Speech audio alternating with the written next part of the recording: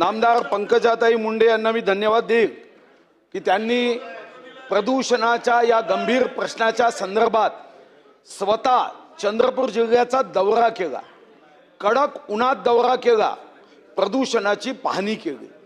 अतिशय संवेदनशील मनानी अध्यक्ष महाराज, मी यासाठी त्यांचं कौतुक करतो की संवेदनशील मनानी विधानसभेचं आश्वासन पूर्ण करणाऱ्या दुर्मिळ मंत्र्यापैकी माननीय मंत्री महोदयांनी आश्वासन पूर्ण केलं।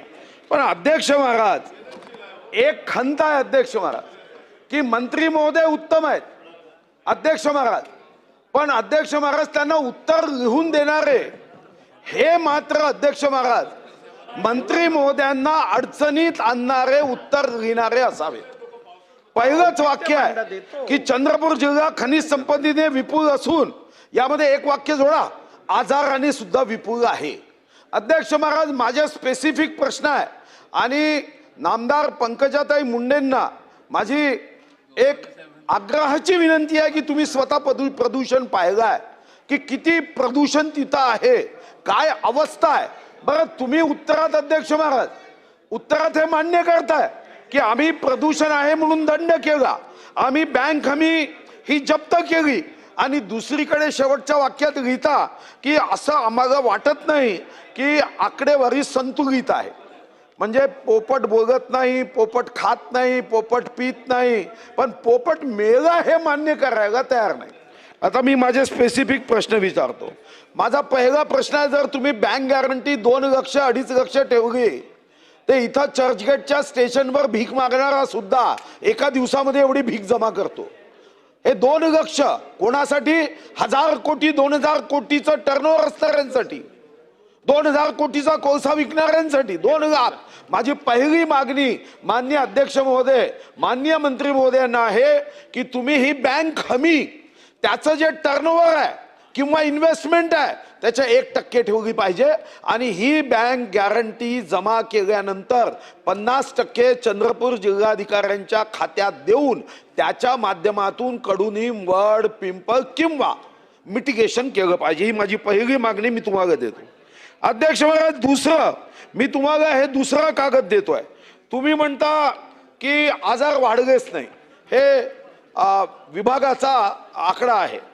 जलजन्य जे आजार आहे ते 9481, म्हणजे आमच्याकडे अध्यक्ष महाराज हवा दूषित, पाणी दूषित, माती दूषित, आणि या पैसे खाणाऱ्यांनी आता प्रशासनही दूषित केलाय।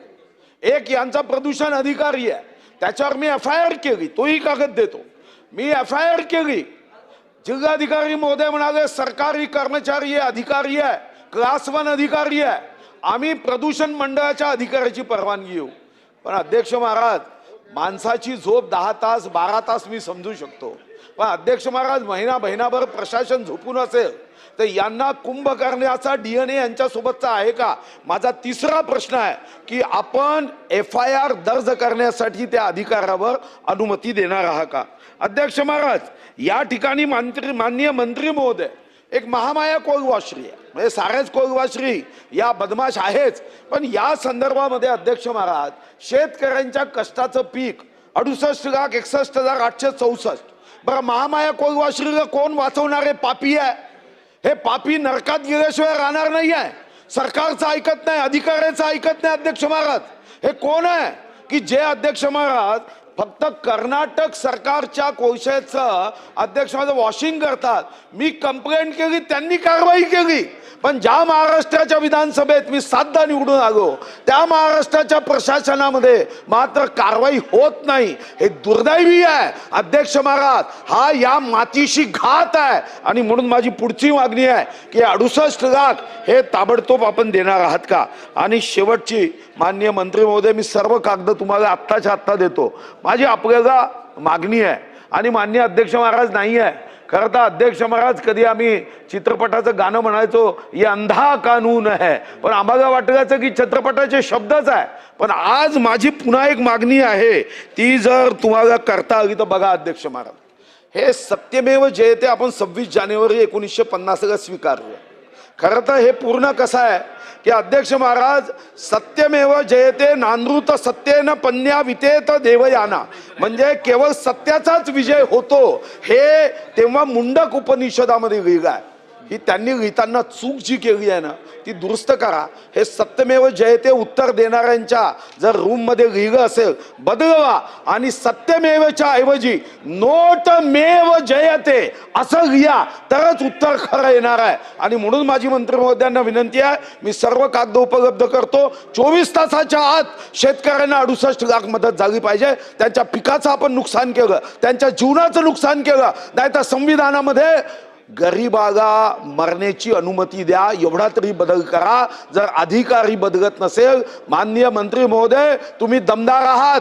बीडच्या मंत्र्याकडून स्पीडची आवश्यकता आहे, बीड टू स्पीड. पंकजाताई, तुमच्या नावाने आपल्या पक्षाचं चिन्ह आहे. हे गोपीनाथ मुंडे साहेबांचं रक्त आहे, ज्यांच्यामुळे आज आम्ही एवढ्या मोठ्या शक्तीने उभे आहोत. त्यामुळे ते रक्त अडचणीत येत नाही, पण अधिकाऱ्यांना मुंडे पॅटर्न कसा आहे हे आजच्या उत्तरांनी दाखवून द्या. आणि आपण चिरंजीव नाही, आपण हिंदू धर्मात जे चिरंजीव आहे त्याच्यापैकी आपण नाही. या उत्तर द्या. या उत्तरामध्ये जे जे पापी आहे त्यांचा नाश करा आणि पुन्हा एकदा शक्ती काय असते स्त्रीची हे दाखवून द्या. धन्यवाद. सन्माननीय ज्येष्ठ सदस्य, अनुभवी, सर्वात अनुभवी या सभागृहातले, त्यांनी इतका सुंदर मांडणी केली की मी थोड्या क्षणासाठी प्रश्न आणि माझा जबाबदारी एक क्षण विसरल्यासारखं झालं मला.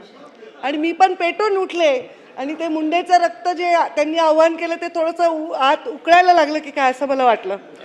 स्वतः सुधीर भाऊंनी सांगितलं, मी शब्द सभागृहाच्या या पवित्र दालनात दिल्याप्रमाणे मी स्वतः सगळ्यात जास्त तापमान असणारा, योगायोगाने दिवस पण असा झाला की आम्ही चंद्रपूरचा दौरा दिला आणि त्या दिवशी सगळ्यात जास्त तापमान तिथे होतं.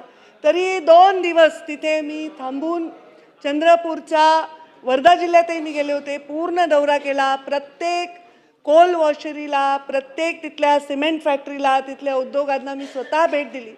आणि सन्माननीय सुधीर भाऊ आणि संबंधित तिथे सगळे लोकप्रतिनिधी देखील उपस्थित होते. पूर्ण त्याची बैठक देखील घेण्यात आली. आता यामध्ये सुधीर भाऊंनी 2-3 विषय मांडलेले आहेत. एक म्हणजे त्यांनी आरोग्याचा विषय मांडलेला आहे. आता जेव्हा आम्हाला प्रश्न विचारला जातो एका खात्याला, तेव्हा आरोग्यामध्ये एवढ्या अशा काही मृत्यू आढळलेत का, आजार आढळलेत का, तर आम्ही आरोग्य विभागाकडून त्यांचा दाखला घेत असतो. त्याप्रमाणे ते उत्तर आलेलं आहे. पण तिथल्या लोकांची परिस्थिती मी स्वतः पाहिली आहे. मी तिथे जे गाव, एक गाव होतं, त्या लोक जे मला बाहेरून निवेदन देत होते त्यांचे डोळे पांढरे नव्हते, पिवळे डोळे झालेले होते. इतकं प्रदूषण त्या भागात आहे. तिथल्या शेतांमध्ये आम्ही गेलो, शेतांवर कोळशाचा थर होता. आम्ही त्या फॅक्टरीमध्ये गेलो, तिथे त्यांनी स्प्रिंकलर लावले होते. सन्माननीय सुधीर भाऊ आणि बाकीच्यांचं म्हणणं होतं तुम्ही येणार आहेत म्हणून त्यांनी ते लावलेत. आणि ते स्प्रिंकलर सुरू झाल्यानंतर माझी गाडी पूर्ण धुवून निघाली आणि मी बाहेर येईपर्यंत ती काळी कुट्ट झाली, कारण तिथे हवेमध्ये प्रदूषण आहे, हे नाकारताच येणार नाही. आणि हे नाकारणं हे असत्य, मला तरी ते बोलता येणार नाही. मग यामध्ये मी सुधीर भाऊंचा स्पेसिफिक प्रश्न आहे की त्या उद्योगामुळे नुकसान झाले, त्यांनी शेतकऱ्यांना मदत केली पाहिजे. तर ती शेतकऱ्यांना मदत करण्यासाठी कलेक्टरनी कमिटी तयार केलेली आहे. कलेक्टरच्या कमिटीने जे आदेश दिलेले आहेत ते त्यांनी पाळले पाहिजे, हे त्यांना क्रमप्राप्त आहे. आणि त्यासाठी मी स्वतः त्या उद्योगाला पण प्रॉब्लेम असा आहे की पर्यावरण म्हणजे काय, तर आम्ही फक्त नोटीस देणे, बँक गॅरंटी जप्त करणे याच्या पलीकडे नाही आहेत असं आम्हाला आमच्या खात्यालाही पटवावं लागतं की फक्त EC देणे किंवा हिअरिंग घेणे इथपर्यंत पर्यावरण मर्यादित नाही. आम्ही पर्यावरण आणि वातावरणीय बदल आहोत, तर वातावरणीय बदल रोखण्यासाठी, संवर्धन करण्यासाठी काम केलं पाहिजे. त्यामुळे त्याच्यामध्ये मी त्वरित कलेक्टरशी चर्चा करून त्यांचा जो निकाल त्यांनी दिला त्याप्रमाणे कारवाई झाली पाहिजे, हे मी स्वतः त्याची दखल घेईन. दुसरं, आपण एक महामाया कोल वॉशरीच्या संदर्भात सांगितलेलं आहे. या आपल्या तक्रारीनुसार आणि तिथल्या स्वतः माझ्या डोळ्यांनी पाहिलेल्या प्रदूषणानुसार आम्ही त्यांना हिअरिंग लावली होती. या हिअरिंगसाठी ते आले नाही. आता हे स्वतः मंत्र्यांनी पाहिलं, स्वतः माजी मंत्री, म्हणजे मी तर आता मंत्री आहे, पण सुधीर भाऊंचा अनुभव बघितला तर आम्ही सगळ्यांना ते मागे टाकू शकतात, ज्यांच्या पत्रावर सुद्धा QR कोड आहे. की तिथे तुम्ही स्कॅन करू शकता. त्यामुळे मी स्वतः जाऊनही जर त्यांनी सुनावणीला आले नाही तर हे अक्षम्य आहे. त्यामुळे आजच मी माझ्या अधिकाऱ्यांना ब्रीफिंग दरम्यान सांगितलंय की क्लोजर नोटीस आजच जारी करा. कारण जर सुनावणीला नाही तुम्ही येणार, प्रदूषणाचे कुठलेही नियम तुम्ही पाळणार नाही, तर आजच्या आज त्यांना क्लोजर नोटीस द्या. आणि ह्या सगळ्या गोष्टी त्या लोकांच्या स्वास्थ्यासाठी, तिथल्या लोकांच्या जीवन म्हणजे माणसाचं जीवन जनावरांपेक्षा वाईट करायचं नाही, हे आपलं कर्तव्य. उद्योगांनी रोजगार आला पाहिजे, पण तो रोजगार घेणारा माणूस मेला नाही पाहिजे, याची दखल आपल्याला घ्यायची आहे. पण आता हे जे भाग आहे चंद्रपूर, तुमच्या दुर्दैव पण आहे का सुदैव म्हणता येणार नाही. तुम्हाला एवढा भूगर्भामध्ये संपत्ती आहे, काळा सोनं ज्याला आपण म्हणतो ते कोळसा तुमच्याकडे आहे. त्यामुळे तुमच्याकडे खाणी आहेत, तुमच्याकडे वॉशरी आहे, तुमच्याकडे सिमेंटचे उद्योग आहेत. तर दुर्दैवाने तो एरियाच तसा हा रेड झोन आहे, कारण तिथे उद्योगच रेड झोनमधले आहेत. ते भौगोलिक परिस्थिती आहे. मग त्यामध्ये मोठे उपाय करण्याची गरज आहे. सुधीर भाऊंनी सुचवल्याप्रमाणे, सन्माननीय सदस्य सुधीर भाऊंनी सुचवल्याप्रमाणे आम्ही चर्चा केलेली आहे. मी एक long term goals, mid term goals आणि शॉर्ट टर्म गोल्स असा एक पूर्ण तयार केलेला आराखडा आहे की शॉर्ट टर्ममध्ये आपण काय करायला पाहिजे, लॉंग टर्ममध्ये काय करायला पाहिजे, आणि तिथे मध्य काळामध्ये आपल्याला काय अपेक्षित आहे हे जर केलं आणि चंद्रपूरला त्याचा पायलट बनवलं तर पूर्ण राज्यामध्ये या पद्धतीने आपल्याला उद्योग जिथे जास्त आहे तिथे काम करता येईल. मंगळवारी येत्या मी ते long term goal, short term goal हे सगळे तयार झालेले आहेत. फक्त आता सुधीर भाऊ त्याची पूर्ण म्हणजे परीक्षक आणि निरीक्षक असल्यामुळे परत एकदा त्याची व्यवस्थित चाचणी आम्ही करू.